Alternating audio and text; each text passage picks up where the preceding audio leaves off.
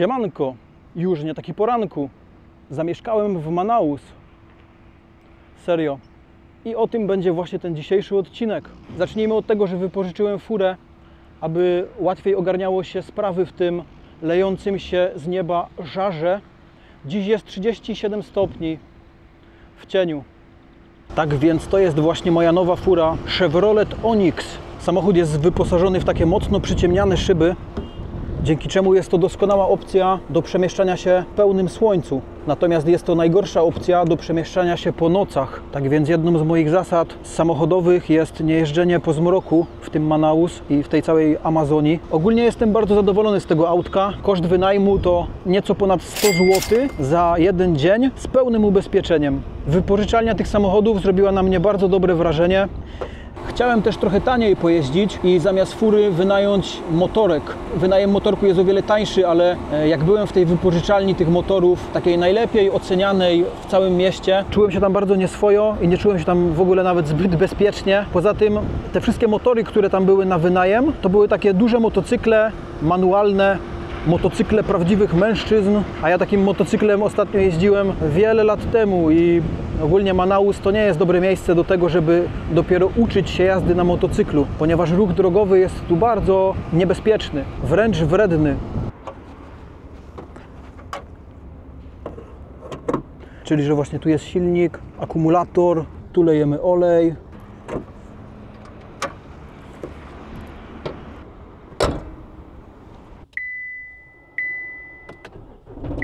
Jest to dość nowoczesny samochód. Za moment pojedziemy 26 minut do sklepu z bananami i z wodą z kokosów. Przyjemnie się jeździ, jest tu klima, dobrze chłodzi. Zapraszam na przejażdżkę po mieście. Na most jeszcze wrócimy. Jest temat na cały odcinek. Już tam byłem i wiem, że warto tam pojechać ponownie. Wjechałem na taki plac, łamiąc zasadę Brazylii, że nie chodzi się w puste miejsca. O kurde, teraz widzę, że pan tu już zamknął, ja? A jak jechałem w tamtą stronę, to nie było zamknięte. Mój pierwszy kontakt z samochodem w Ameryce Południowej był już w Argentynie pół roku temu. Już wtedy doświadczyłem tego właśnie latynoskiego prawa dżungli na ulicy, ale to, co się dzieje tu w tym Manaus, to jeszcze bardziej. To jest właśnie prawo dżungli. Zaraz zobaczycie, co tu się dzieje na drogach. Prawo dżungli to jest trafne określenie, ponieważ no my jesteśmy w dżungli. Ten Manaus jest stolicą Amazonii, a Amazonia to, no z czym wam się Amazonia kojarzy? Z Amazonką na pewno i z dżunglą i z anakondą, więc siemano. Wyjeżdżamy i uważamy. Tu na razie pusto. W sumie nie wiem, czy my trafimy w jakieś korki, czy nie, ale chyba nie będzie tak źle o tej godzinie. Chociaż jak widziałem z okna, to tutaj ten ruch drogowy cały czas jest bardzo gęsty. Tu pan pieszy, ale nie przepuszczamy go, bo jesteśmy właśnie w Brazylii i tu piesi się tu nie liczą.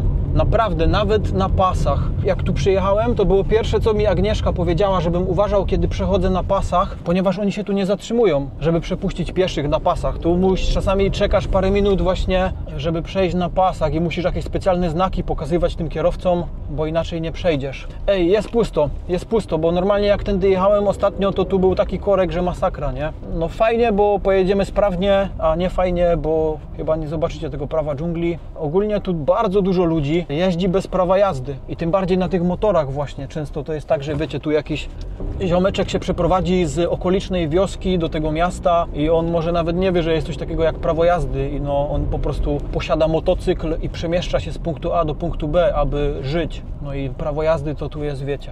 Nie wszyscy mają prawko, tak więc na pewno nie wszyscy znają zasadę prawej ręki. A, już wiem, czemu jest tak pusto. Lada moment wybije 12, a to znaczy, że jest siesta. Ciekawy, czy w związku z tym to miejsce, w które jedziemy, będzie otwarte, bo my dojedziemy akurat punkt 12, będę musiał wyjść z fury, nie? Ja zawsze to tak sobie obliczę nie za dobrze, bo o 12 jest tu największe promieniowanie UV i wtedy trzeba się najbardziej chować właśnie przed tym słońcem. Ale jestem dobrze zabezpieczony, mam kapelusz, olej do opalania się posmarowałem już właśnie kremem, to jedziemy.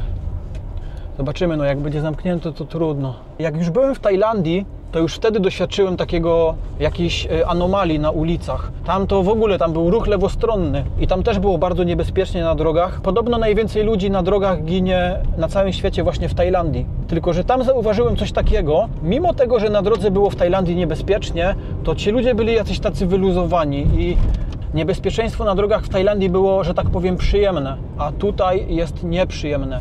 Tu jest taki wredny ruch na drodze, że tu na przykład migacza się nie używa, albo jak zmieniasz pas ruchu, to kurde, zapomnij, że ktoś cię przepuści, nie? Znaczy, no czasami puszczają, ale jest taki bardzo nieuprzejma kultura panuje tutaj na drogach.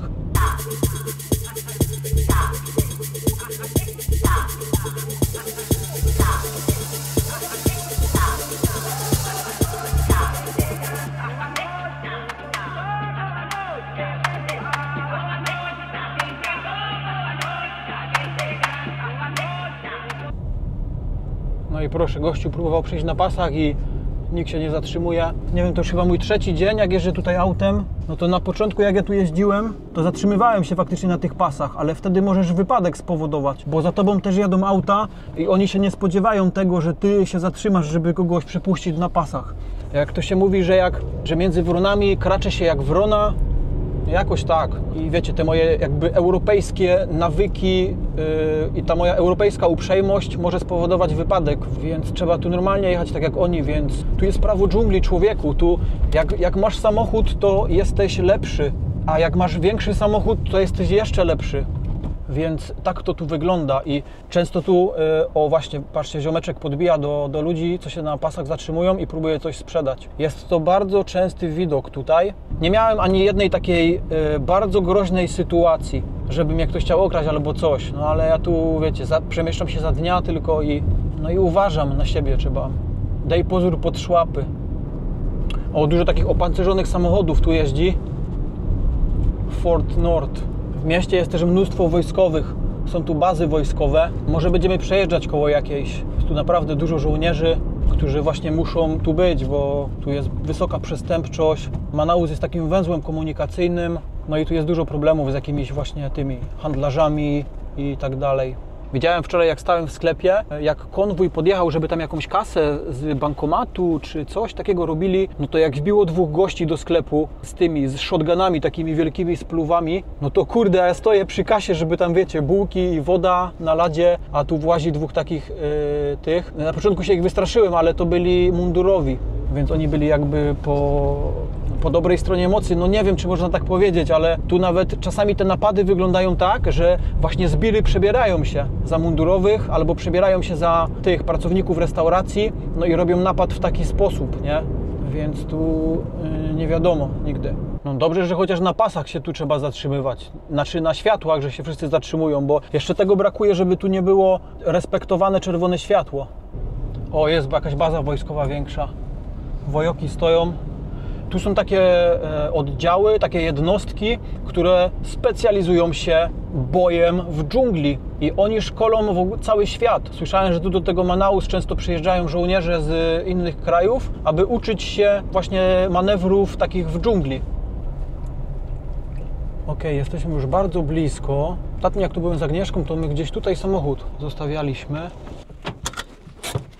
Może mnie nie odholują, ani nie zostawią na cegłach.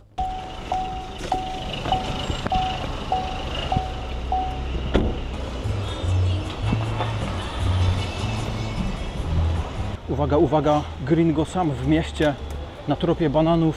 O wiele mniej pewnie się czuję, jak jestem tutaj sam. Także tak z ukradka, tylko nagrywka, szybko, pyk. Folklor kwitnie. Jesteśmy w bananowni. Bom dia. Quanto es 1 litro? 15. 15 reais. Okej, 1 litro. 1 litro. Obrigado. No okej, obrigado. Teraz, jak nie zdradzić swojego turystycznego pochodzenia, znając tylko podstawowe magiczne słowa, takie jak obrigado albo bom dia. No, mogę używać tylko tych dwóch słów. O, chyba widzę moje ulubione mikrobanany. One wszystkie wyglądają jakieś takie zajechane, ale takim razie tak powinny wyglądać, skoro wszyscy je tu kupują.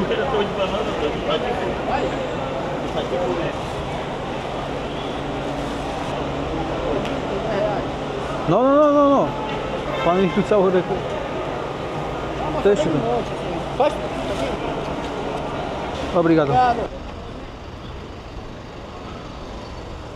Fury mi nie zajebali, to dobrze. Tam widać takich ziomeczków, co sobie siedzą.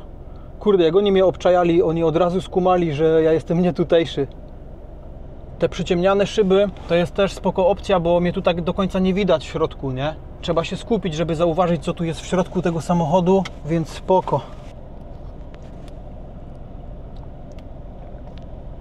Wow. Kurde, chciałem powiedzieć, że dobre, ale dziś jakby przez to, że nie ma smaku, jakby kurde czuję jakąś taką stęchliznę, ale to na pewno nie jest słaba jakość produktu, bo ostatnio jak piłem tam od tamtego pana, to było doskonałe i teraz pewnie też jest doskonałe, tylko moje zaburzenia smaku nie pozwalają mi wyczuć tej doskonałości. Wracamy do chaty. Ciul, jak ja mam przejechać tu teraz? Jeb, tam kopa w ten słupek. Okej, przepuścimy.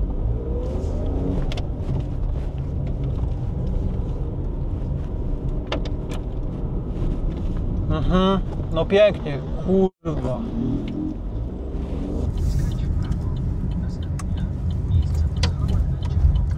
Podjeżdżamy do mojego nowego kondominium i teraz powinien zadziałać system wykrywania tego czujnika. No i ta bramka się powinna otworzyć, właśnie reagując na mój samochód, ale coś to nie działa. Może bliżej? O, trzeba bliżej podjechać.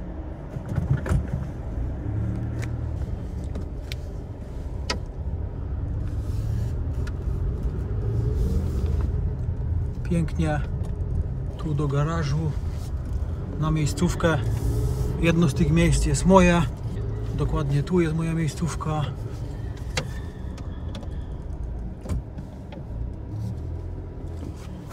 Cyk. Idziemy, zapraszam, oprowadzę Was po mieszkaniu, a przyjdziemy tamtędy. Od razu basen pokażemy, bo też jest właśnie w cenie. To wszystko, co Wam za chwilę pokażę, kosztuje 100 zł za dzień. No i tu jest właśnie basen. O, akurat jest mało ludzi, praktycznie nikogo, także nagrywam. No jest tu parę tych metrów. Wygląda na to, że można sobie naprawdę tutaj popływać. Można się nieźle rozpędzić kraulem. No i to jest tu centrala pod domem, nie?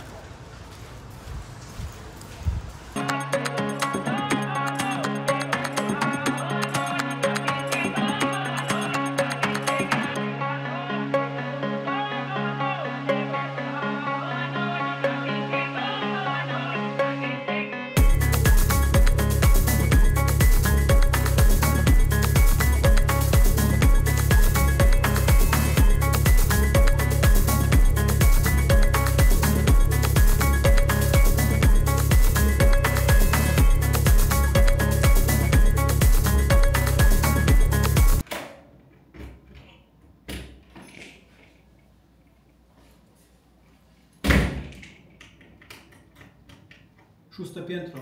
Siemano. Banany. Siemano, banany. Nie, to nie dla Was. To nie do Was było. Tu są banany po prostu.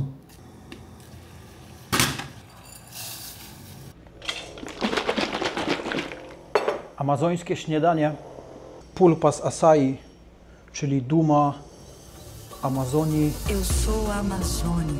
To jest niepasteryzowana pulpa właśnie z jagód acai. To są takie jagody, które rosną na wysokich palmach i w tym jest normalnie pełnowartościowe białko. 19 aminokwasów, wszystkie egzogenne, dodatkowo witaminy z grupy B oraz szereg innych witamin.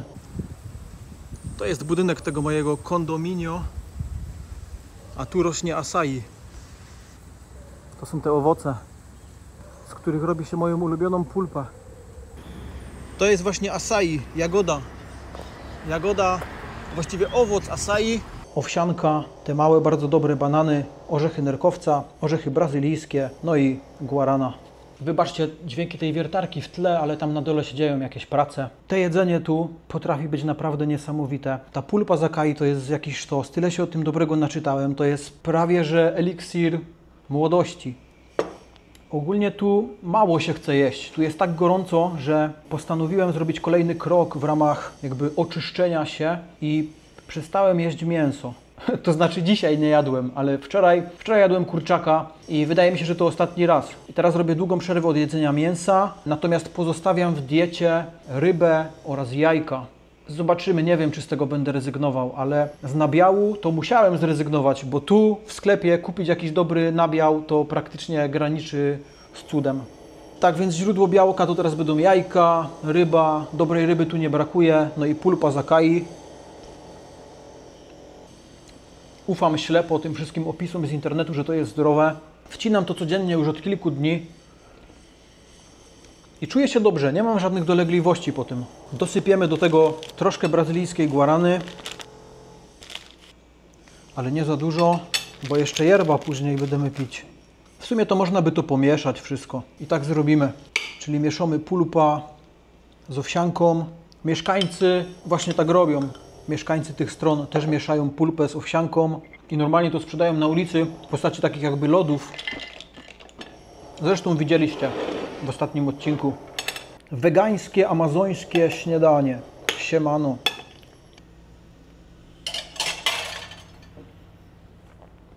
Posprzątane. Można oprowadzać. Come on.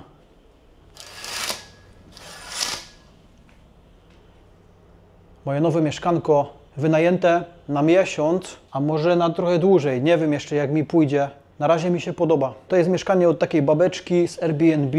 Nie wiem, nie widzieliśmy się nawet. Ona jest w podróży i oprowadził mnie tu jej przyjaciel. Pokazał mi wszystko, co i jak w tym kondominium. Oprócz tego mieszkania mam dostęp do różnych części wspólnych. Nie wiem, czy tam pójdziemy, no bo tu są inni lokatorzy, a ja nie chcę jakby zdradzać swojego, wiecie, że jestem youtuberem z Polski i tak dalej. To nie wszystko od razu, nie wszystko naraz. No chociaż ten przyjaciel, co mnie tu oprowadzał od tej babeczki, no to on już wie wszystko, bo wygadałem się. Okej, tak więc to jest ta moja kuchnia. Tu w kuchni jest taki filtr. Podobno on uzdatnia wodę i można pić tą wodę z tego filtra. Nie wiem, jeszcze nie próbowałem. Gotowałem na niej tylko owsiankę. Tu jest pralka. Ta pralka działa. Wczoraj już robiłem pranie. Dzisiaj muszę dalej robić pranie i wyprać moje koszule prawdziwego gringo. Tu są takie szafeczki. Widać, że dość stare są te szafeczki. Cały budynek podobno ma 5 lat dopiero, ale no nie wiem, wygląda na starszy. Ogólnie jest tu całe wyposażenie, wszystkie talerze i tak dalej. Zapasy pożywienia, fajnie, tęskniłem za tym, żeby robić zakupy i właśnie układać to na półkach, a później to jeść. Już miałem dość tych restauracji i uzależniania się od tego, co tam, na jakiego kucharza się trafi. W temacie owsianki, oni tu najczęściej na półkach można takie błyskawiczne owsianki tu znaleźć. Tego musiałem trochę dłużej poszukać i to jest takie trochę bardziej konkretne, jakby jedzonko prawdziwych górali. To jest ta owsianka, którą trzeba trochę pogotować, żeby była dobra i super, że to jest. Już normalnie moje jelita potrzebowały tego, także udało się kupić. Ultra nowoczesna lodówka. Zamrażarka, tu się już woda do terere. O, to możemy wyciągnąć już, bo to zamarznie na dobre, a my będziemy terere robić. Tutaj natomiast zbudowałem sobie moje centrum montażu. Klasycznie trochę przebudowałem, jakby tak, żeby tu być bliżej tego telewizora i skorzystać, żeby podgląd był na telewizorze. Fajnie trafił się taki nowoczesny Samsung. Bez problemu się podłączyłem moim MacBookiem, no i sobie montuję moje ulubione przedmioty do filmowania. Trochę się wystraszyłem na początku, bo już myślałem, że tu nie ma gniazdka w pobliżu, ale było tu ukryte w szafce. Także podłączyłem się do tych, podejrzewam, 110 V, no i wszystko działa. Guarana Barry to jest tu taki popularny napój. Widziałem, że oni wszyscy to tutaj piją. Postanowiłem tego spróbować dla dobra vloga, aby powiedzieć, czy to jest dobre. Ale składniki mi się nie podobają, bo tu jest dużo cukru i 2 rodzaje konserwantów.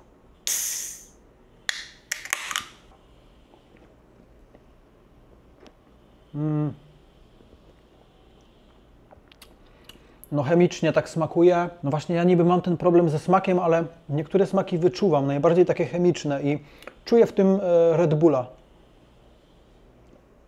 Smakuje jak Red Bull, czyli jest dość smaczne, ale to w ogóle nie jest dobre, także nie pijemy tego. Dobra, na balkon pójdziemy później. Teraz tu jest taka sofa. Sprawdzałem już, czy nie ma pluskw. No i nie ma, nie widziałem żadnych. W ogóle mało tu jest robaków. Całe szczęście jeszcze ani jednego komara nie widziałem, bo tu są te tygrysie komary i one malarię mogą przenosić oraz dengę i żółtą febrę. Straszne choroby. Na żółtą febrę się szczepiłem, a na malarię nie ma jeszcze szczepionki. Tu się dalej idzie takim korytarzem, aby następnie dojść do ważne miejsce do regeneracji, czyli sypialnia. Spanie to też jest trening, bo regeneracja to też jest trening. Także wczoraj, kiedy tu tak trenowałem i chciałem zasnąć, no to miałem problem z zaśnięciem wczoraj. Zawsze jak w jakimś nowym miejscu, jakimś nowym mieszkaniu jestem pierwszy raz, no to miewam problem z zasypianiem. Ale wyspałem się bardzo dobrze i rano nie chciało mi się wstawać. Tu jest łazienka. Toaleta. Jedna z dwóch.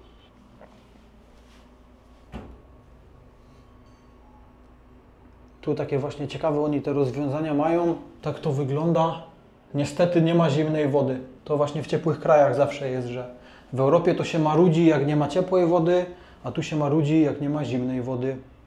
Tutaj w sypialni też jest balkon taki mały,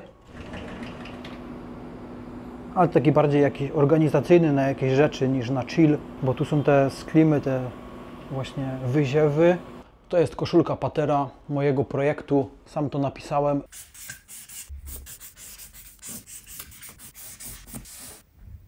I powieliłem razy 1000. No i można kupić z moim logo. Zakaz upadków tej odzieży, bo się pomarasi i trzeba będzie prać. Ona nie służy do spadania, ona służy do osiągania sukcesów. Szafa gra. Dalej jest łazienka właściwa. To jest ta, z której korzystam. No bo z tamtej nie będę korzystał, żeby nie marasić dwóch łazieniek równocześnie. Także tu też wszystko jest. Normalnie kibelek, mycie zębów i mycie innych narządów. Prysznic wygląda tu podobnie. Tam te kable tak wystają, to takie typowe dla Brazylii. Gringo zawsze się boi na początku z tego korzystać, ale później wszystko jest dobrze. I Gringo czyściutki, umyty. Tu są tajemnicze drzwi. One są zamknięte. No i dowiedziałem się, żeby ich nie otwierać, bo tam są, no właśnie, ciekawe co tam może być, bo nie do końca zrozumiałem. O kurde, widać tu coś. Widzę przez dziurkę od klucza, a pełno rzeczy tam leży. Sobie zrobiła taki mały magazyn, bo pewnie przygotowała mieszkanie do klientów, no i jakieś swoje rzeczy tam schowała, nie? No także uszanujemy i nie będziemy tam włazić. Patera. Pyk, wykrywanie mojego palca. Jestem właśnie wpisany w system. Są te części wspólne. O, ale teraz nie działa. Okay. O, teraz. Andrzej. Tu jest takie ale miejsce do pracy. Można też w piłkarzyki popykać. Fajnie klima jest. Wygodne fotele do pracy. Widzę, że jeden zajęty, także nie będziemy przeszkadzać. No i tu od razu obok jest siłka.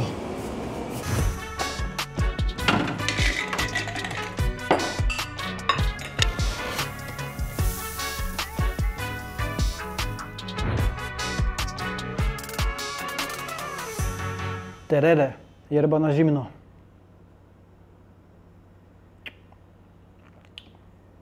Dobre, gorzkie, wspaniała gorzkość.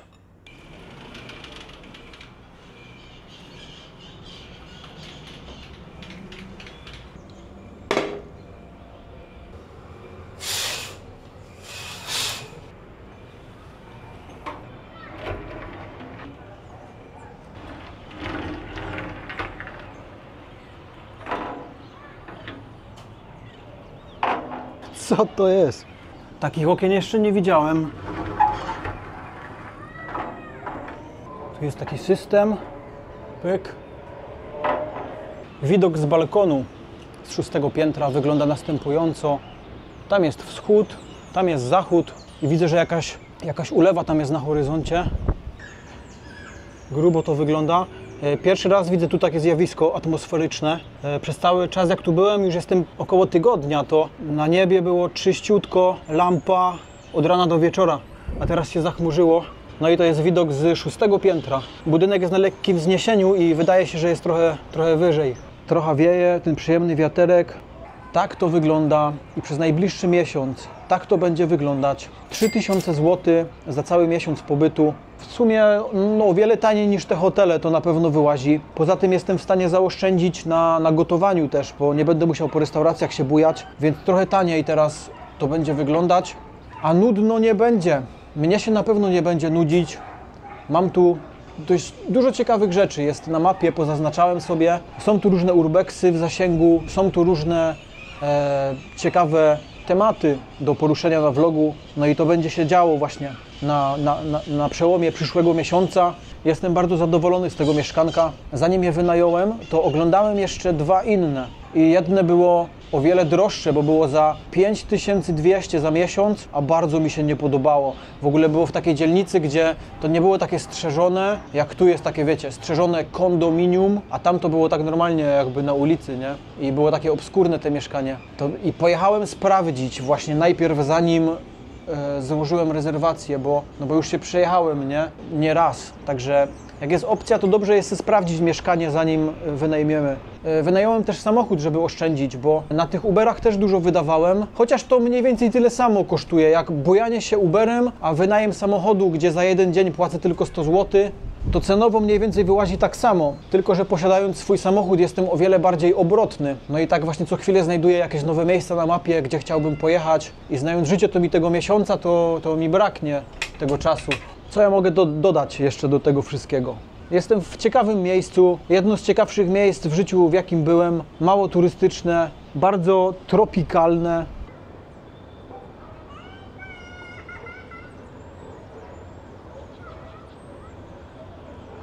Ten Manaus jest fascynujący i przerażający równocześnie. Tu jest tak, że chciałoby się daily vloga zrobić, ale nie mogę aż tak zrobić, bo muszę się też skupić na innych rzeczach. Potrzebuję tego czasu dla siebie też. Nie mogę na razie robić daily vloga. Zrobimy w innej części roku daily vloga. Na razie będzie kilka odcinków w tygodniu. Kilka odcinków w tygodniu, no ale to nie jest daily vlog. No. Jutro cały dzień montaż, a w tym odcinku to już będzie wszystko. To już będzie wszystko. Trzeba kończyć. Zachód słońca to właściwie już się dzieje teraz, ale nic z tego zachodu, bo tak jak widać, tam jakaś chmura się pojawiła. Jak to się mówi, nie zawsze świeci słońce. Co by nie było, to dziękuwa za wytrwanie do końca i pozdro.